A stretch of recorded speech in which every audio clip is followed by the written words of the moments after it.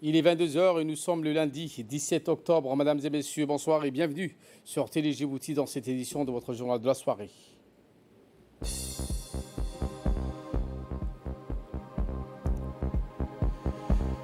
Lancement de la semaine nationale de l'environnement ce matin au Palais du Peuple, sous le haut patronage du Premier ministre Abdelkader Kamel Mohamed. Et dans l'actualité internationale, au Rwanda, des financements pour les jeunes qui sollicitent les financements Yacht Connect.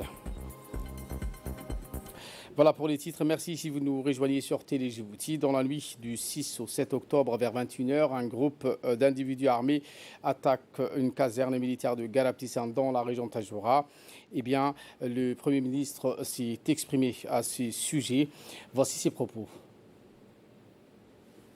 Nous avons adopté à l'Assemblée nationale un projet de loi qualifiant les flux armés des organisations terroristes.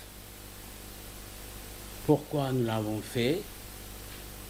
Tout le monde va penser à ce que les derniers accrochages qu'il y a eu entre les militaires et les terroristes. Mais ce n'est pas ça. Je vais vous relater un peu l'histoire de ces terroristes. La première, c'est qu'ils ont fait du mal à la population afar du Nord, que ce soit de Tajoura, que ce soit de Boko. Des jeunes entre 13 et 16 ans qui s'occupaient de leur bétail ont été raflés, ligotés, tabassés. On les a amenés jusqu'en Érythrée. Pendant 10 ans, ils étaient en Érythrée. Après, au moment des accrochages, qu'il y a un accrochage, si les militaires les voient ou bien c'est un accrochage, ils les mettent devant. C'est ce qui s'est passé au Mabla. Comment vous qualifiez ces gens-là, ceux qui s'attaquent à des jeunes nomades, si ce n'est pas des terroristes? Quand on faisait un programme de forage sur le nord du pays, la machine qui appartient à une société privée, dans la nuit, sont venus et ils ont été attaqués par ces gens-là. Non seulement attaqués, mais ils ont balancé des grenades incendiaires dans leur chaumière, dans leur endroit où ils mangeaient, ils dormaient. Comment peut-on qualifier ces gens-là si ce ne sont pas des terroristes? Envoyer 2 machines, 2 foreuses à Soublali dans la région de Bok pour renforcer l'alimentation de l'agglomération de Bok.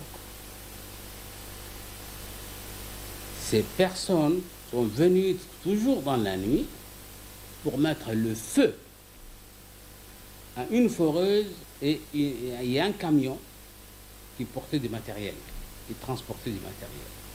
Comment peut-on qualifier ces gens-là si ce ne sont pas des terroristes? Il y a aussi les écoles. Ils s'attaquent à ces écoles pour ramasser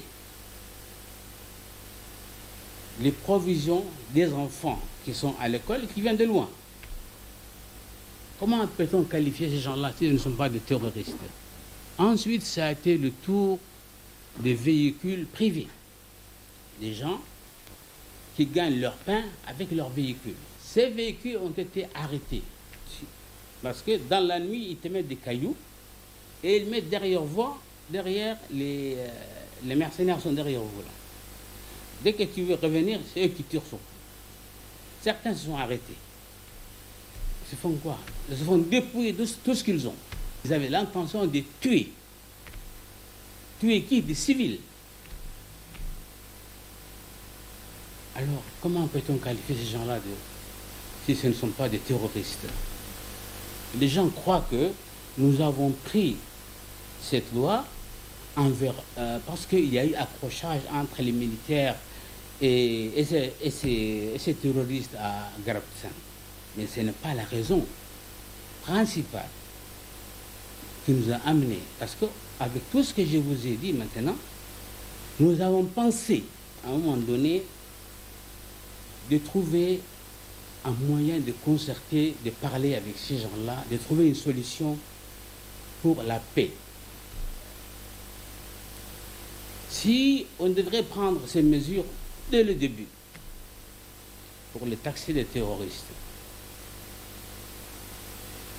mais nous avons laissé la porte ouverte. Nous allons prendre les mesures appropriées pour défendre l'intégrité territoriale du pays. Nous sommes ici un pays où nous avons des populations cosmopolites. Vouloir dire qu'on défend telle ethnie ou telle ethnie, ce n'est pas ça la question.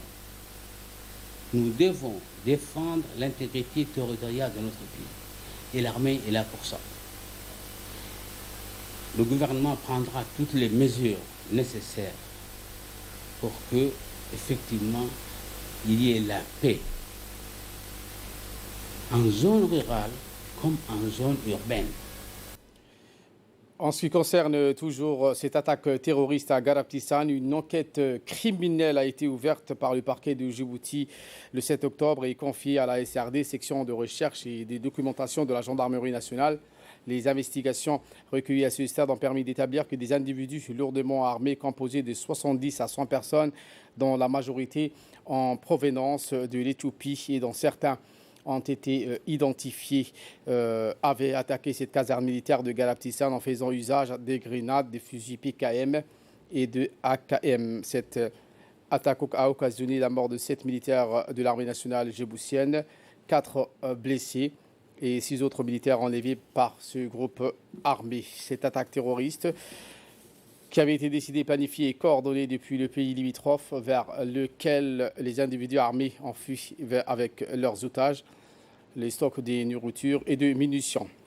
Par réquisitoire introductive en date le 17 octobre 2022, le procureur de la République a saisi un juge d'instruction pour instruire sur cette attaque terroriste en visant le fruit d'armée organisation terroriste et qualifié comme tel par la loi numéro 170 de l'année 2022 de la 8e législature en date du 13 octobre contre Ali Badoul Gohar et consorts et contre toute autre personne que l'instruction déterminera d'avoir à Djibouti, à Garabtissane, en territoire de Djibouti, dans la nuit du 6 au 7 octobre, commis des actes de terrorisme en relation avec une entreprise individuelle ou collective ayant pour but de troubler gravement l'ordre public par intimidation ou la terreur, en ayant notamment causé volontairement la mort de 7 personnes, d'en avoir volontairement blessé 4 et avoir enlevé 6 autres, tous des militaires en exercice, personnes dépositaires de l'autorité public, d'avoir commis les faits de vol, d'extorsion, vandalisme et autres destructions, dégradation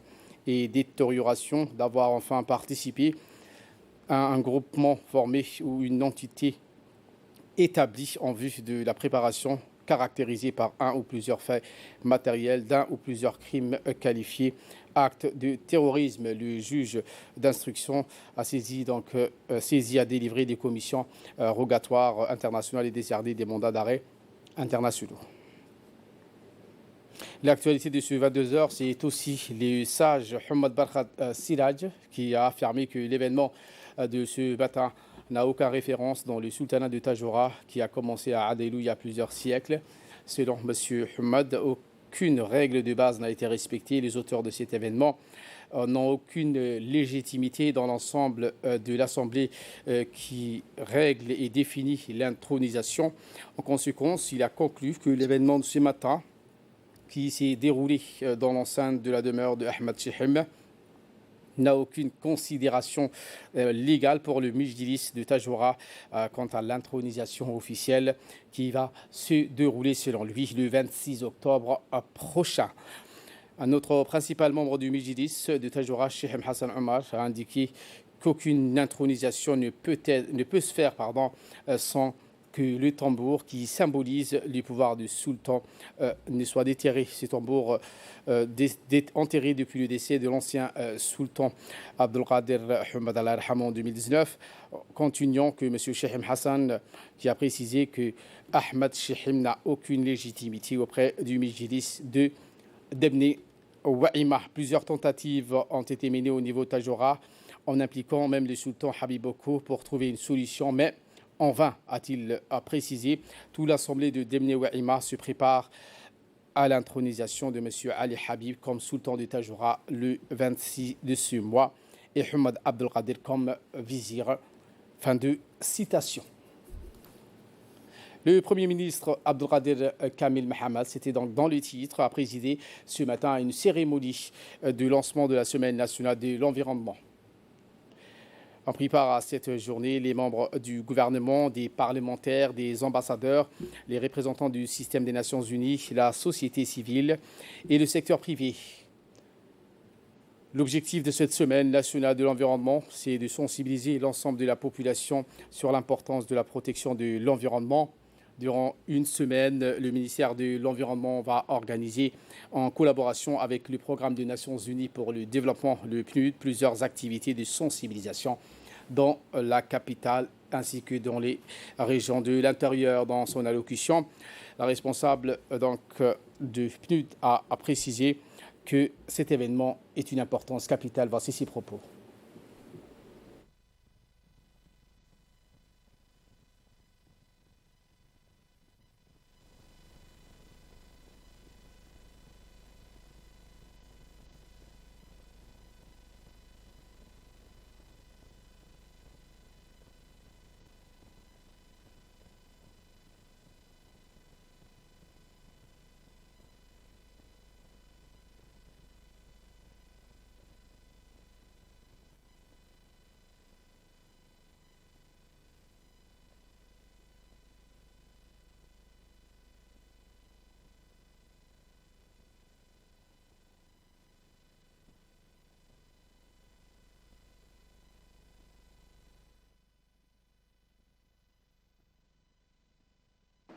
Au cours des années précédentes, les Nations Unies à Djibouti ont, à travers leur agence spécialisée, mis en place des programmes d'appui multidimensionnels pour accompagner les gouvernements djiboutiens dans un certain nombre de domaines, notamment à la protection de l'environnement, l'assainissement, l'accès à l'eau potable, de la biodiversité, de la lutte contre la désertification, de la dégradation et de l'érosion des sols. Ces actions ont pu donner des résultats plus qu'appréciables qui, bien entendu, nécessitent un renforcement et une consolidation. Le PNUD soutient en étroite collaboration avec votre ministère des initiatives de protection de la biodiversité et de lutte contre les effets négatifs du changement climatique sur les populations à travers le financement du Fonds pour l'environnement mondial. Prenons la parole également le ministre de l'Environnement, Mohamed Abdelkader Moussa Helem, s'est exprimé en ces termes. Cette semaine sera l'occasion pour l'ensemble des acteurs de l'environnement à Djibouti de prendre part à l'action nationale de protection de l'environnement et de lutte contre le changement climatique. La Semaine nationale de l'environnement que nous débutons aujourd'hui s'inscrit dans le cadre de la diplomatie internationale, notamment dans la contribution de Djibouti à la COP 27, qui se tiendra prochainement à Sharm el-Sheikh en Égypte du 6 au 18 novembre 2022. Djibouti est confronté à divers problèmes environnementaux, dont les stress hydriques et la désertification, susceptibles d'être aggravés par les changements climatiques. Sur le plan de l'adaptation, les problèmes majeurs résident dans la gestion des ressources en eau, qui sont menacées par des pressions anthropiques fortes résultant de la croissance démographique et de l'urbanisation. La modification du régime des pluies combinée à l'élévation du niveau de la mer aggrave le processus de salinisation de la nappe aquifère et la dégradation de la qualité de l'eau. Ces phénomènes contribuent à rendre l'approvisionnement en eau difficile pour la consommation humaine, mais aussi pour l'agriculture et les besoins écologiques. La grande majorité de la population rurale est très vulnérable aux aléas climatiques, car elle vit dans des zones désertiques ou peu fertiles, souvent caractérisées par des sols très exposés à l'érosion et à l'accès limité à l'eau. Dans les zones côtières, nos villes sont menacées par des inondations de plus en plus fréquentes. En dépit de son climat aride, notre pays abrite une riche biodiversité qui permet d'attirer des touristes nationaux et internationaux. Comme vous le savez, la protection de l'environnement et la promotion du tourisme sont étroitement liés. La conservation des écosystèmes exceptionnels et des espèces rares contribue indéniablement à la promotion du tourisme respectueux de l'environnement. À l'inverse, les revenus engendrés par le tourisme permettent de financer des actions de protection de l'environnement. De plus, notre pays est situé sur l'une des routes maritimes les plus fréquentées au monde et possède plusieurs ports. Par conséquent, nous sommes exposés à la pollution marine causée par des hydrocarbures et notre pays, à lui seul, n'a pas la capacité de faire face à une pollution marine. Par ailleurs, Djibouti est affecté par les problématiques de déchets plastiques. Partout, nos villes et nos régions sont envahies par des plastiques qui se retrouvent dans nos rues, sur les arbres, sur les plages et en milieu. Prenons la parole également. Le Premier ministre Abdelkader Kamel Mohamed a rappelé que c'est l'environnement que l'homme tire sa subsistance et l'ensemble des ressources nécessaires à son développement économique et social. Voici les propos du Premier ministre. Cette journée de lancement, mesdames et messieurs, de la Semaine nationale de l'environnement est un moment privilégié et je me réjouis de partager avec beaucoup d'espoir et avec vous tous. L'instauration de cette Semaine nationale de l'environnement témoigne, comme chacun peut le comprendre, de l'importance que revêt la protection et la préservation de l'environnement au sein de la politique publique du gouvernement. Nul ne doute que le capital environnement constitue un levier majeur pour le développement durable de notre pays, car il est vital à l'humanité, à tous les êtres vivants sur cette planète Terre. Mesdames et messieurs, l'environnement constitue pour tous les êtres vivants, une source fondamentale qui fournit la nourriture que nous mangeons, l'eau que nous buvons, l'air que nous respirons, les médicaments que nous utilisons pour les soins. C'est également de l'environnement que l'homme y tire sa substance et l'ensemble des ressources nécessaires à son développement économique et social. L'environnement va mal et tout ce que le monde compte de bonne volonté se retrouve aujourd'hui à son chevet, afin de chercher les voies et les moyens d'inverser la tendance qui s'est enclenchée il y a des décennies et dont l'homme, avec un grand H, est en grande partie responsable. Beaucoup a été dit, peu d'avancées enregistrées. Et si nous ne réagissons pas de concert demain, ce sera trop tard. Au nom des dégradations observables de l'environnement, il y a les pollutions, la hausse de la température, d'une part, la sécheresse, et sur l'opposé, l'intensification des précipitations, la multiplication des intempéries qui sont dues à des multiples facteurs, les plus importants étant la forte croissance de la population, l'augmentation des activités industrielles sur la consommation. Dans ces contextes planétaires, la République de Djibouti se retrouve parmi les plus exposés en raison notamment de sa situation géographique dans la zone intertropicale aride. Notre pays, bien d'autres, est vulnérable aux risques induits par les changements climatiques tels que les inondations, la sécheresse et l'élévation du niveau de la mer. Ces risques se traduisent par la menace de la rareté des ressources en eau, l'érosion du sol et les dégâts sur les infrastructures. En bref et en image avec cette délégation à Washington conduite par le ministre de l'économie et des finances chargé de l'industrie, Ilyas Moussa Dawalé, qui a participé au conclave ministériel sur le capital humain en présence du président du groupe de la Banque mondiale. Il a été question de la hausse mondiale des prix des denrées alimentaires qui frappe de plein fouet les populations pauvres.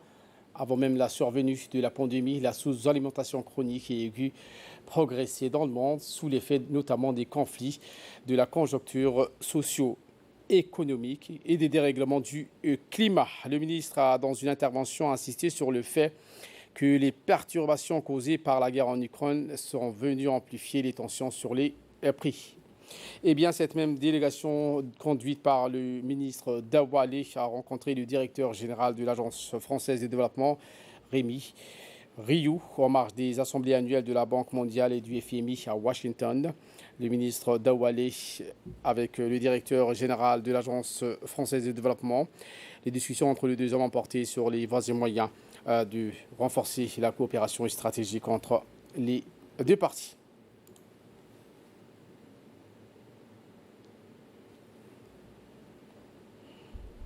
Retour à Djibouti, où le ministre de l'Intérieur, M. Saïd Hassan, s'est rendu hier dimanche dans la localité de Hol-Hol, région d'Ali Sabié. C'était pour une visite de travail accueillie par le préfet de la région, M. Migane, en présence du président du conseil régional, Sharmarka Hassan Al-Ali, le colonel de l'école militaire de Hol-Hol, le colonel Mohamed Jama'a Qayad, le commandant de la police du détachement de la région d'Ali Sabié, le commandant Mahdi Omar Jama'a, et la coordinatrice de l'ONARS. Le ministre de l'Intérieur s'est entretenu avec la communauté réfugiée en présence des représentants des organisations onusiennes et de l'ONARS. Les échanges plutôt francs et à bâtons rompus ont permis de faire le tour d'horizon des préoccupations et des attentes des réfugiés. Le ministre de l'Intérieur s'est entretenu également avec la localité du village de Hol-Hol, sa population. Il a précisé que cette mission que j'ai conduite est en outre de s'enquérir de la situation des populations à Baninjog.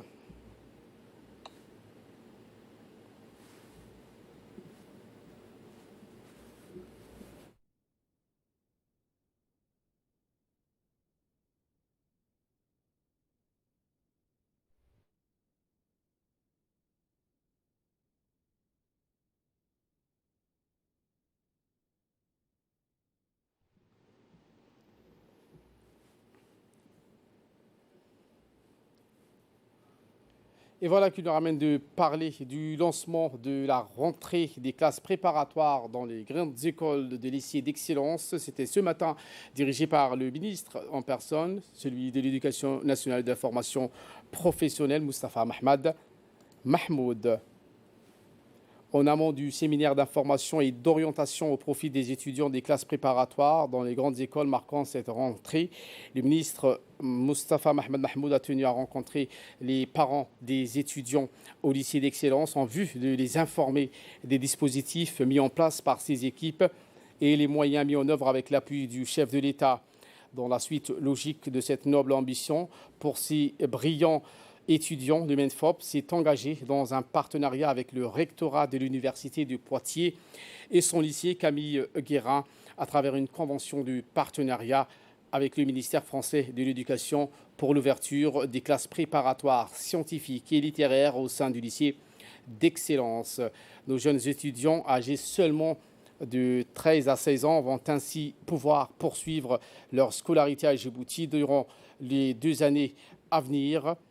Avant de candidater au concours des grandes écoles françaises, il faut noter également que notre pays est l'une des premières nations, avec le Sénégal, à inaugurer des classes préparatoires aux grandes écoles françaises. L'occasion pour le ministre de rendre hommage aux enseignants, aux parents, mais aussi aux inspecteurs et conseillers pédagogiques qui ont fait partie de cette belle aventure. Voici les propos du ministre. Je voulais remercier vraiment la présence des parents, le soutien des parents à ce projet de l'école d'excellence.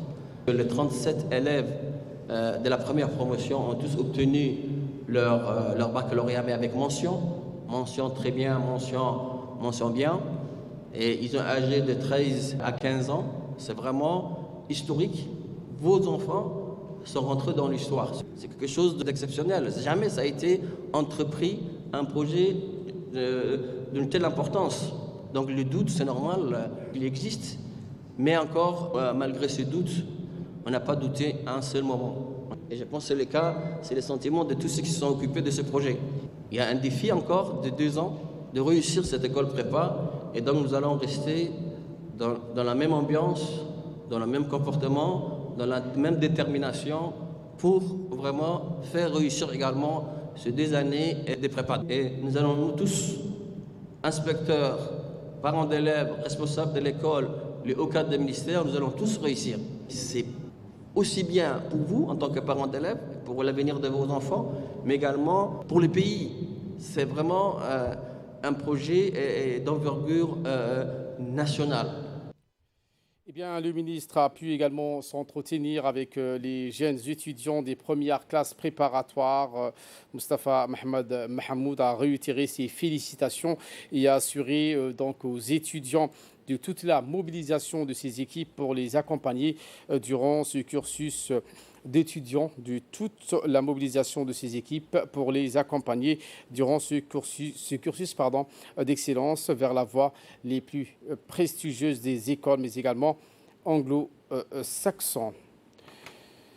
Autre actualité de ce 22h, la ministre de l'économie numérique et de l'innovation, Mme Mariam Hamadou, a reçu aujourd'hui Mme Dema Yahya, secrétaire générale de l'Organisation de coopération numérique. La responsable était à la tête d'une importante délégation, effectuant sa première visite à Djibouti. La rencontre donc entre les deux personnalités. Ils ont tous deux passé en revue les moyens de promouvoir la coopération entre le ministère et cette institution dans des domaines liés à l'économie numérique.